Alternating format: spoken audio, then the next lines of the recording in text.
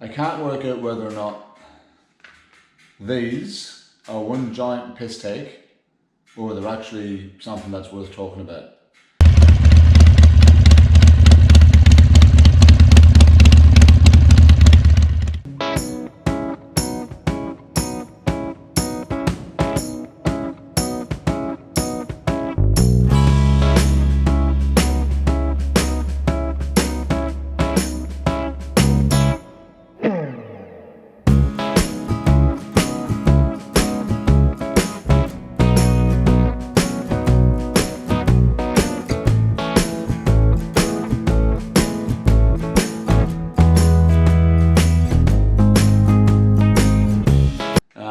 I've watched quite a few reviews on YouTube regarding these Sonic Animal Repellers, or what we all know them as Shoo-Roos.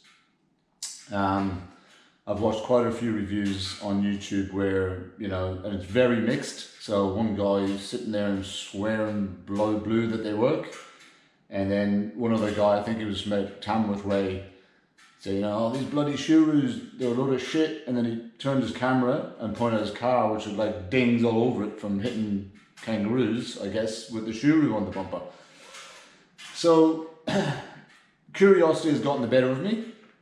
And I've gone out and I've blown a whole $5 on this 2-pack.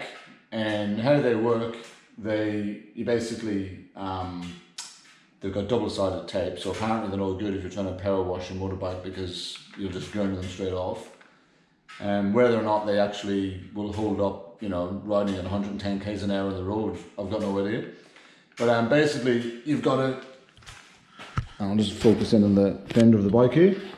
You've got to position them straight and flat and pointing outwards at the front.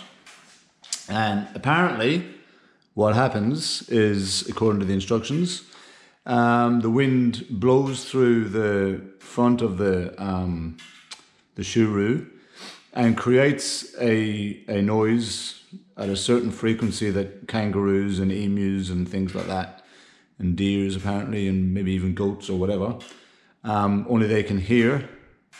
And apparently it repels the animal and it sends them off bouncing and jumping and running off into the distance.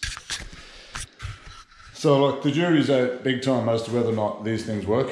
It's weird when they talk about frequency, because you know, your average Harley Davidson motorbike is quite loud, and you would imagine that when you're riding on the road, the kangaroo hears the Harley coming, and it starts going boing boing and jumping around and doing its thing. How then this other noise from this Shoo Roo can compete at a different frequency and tell the kangaroo to fuck off because there's a bike coming. Well, surely the kangaroo's already heard the bike coming and knows that it should fuck off. So, I don't know. Anyway, the big ride to Lightning Ridge is coming up, and I thought, well, you know what, bugger it, for $5, I'll chuck it on the fender, and you know, if I get cleaned up by a kangaroo, well, we know it doesn't work. And if I don't get cleaned up by a kangaroo, we still don't know that it works, because I probably would have got home in one piece anyway. But anyway, so that's it. Oh, and the other thing, a couple of videos ago I did a review of the Klockwerks windscreen, and the jury is still out as to whether or not windscreens A are for me, and B, whether or not this 8-inch flare is high enough for me to keep the wind off my helmet and stop all the buffering and what have you. And I wasn't actually going to have the fairing on the bike for the trip, but I've decided that I'm actually going to leave the fairing on, I'm going to leave the windscreen on, and I'm going to take it all the way to Lightning Ridge and back and give it a real proper test to see, you know, how effective the windscreen is at minimizing buffering and what have you.